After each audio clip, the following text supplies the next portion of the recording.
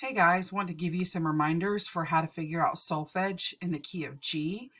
When we're in the key of G, the way I know that is because I see this one sharp up here at the top of the staff. If I see one sharp, then I know it's the key of G.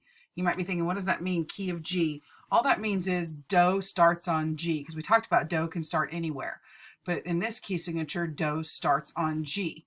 And so I know that. And so Do is on this second line. And I remember that's G because it's E, G, B, D, F. And then that's G. So Do would be right there on G. All right. So I'm going to go ahead and label that for you. Okay.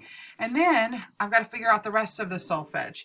All right. And if Do is on this line, if I go up one to this next space, then I know that Re is going to be right there in the next space because it alternates line, space, right?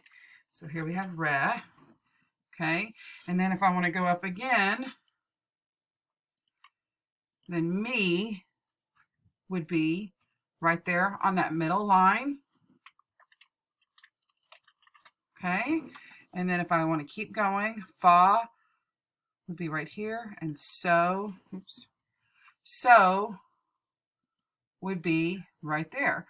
Okay, let me go ahead and label those for you.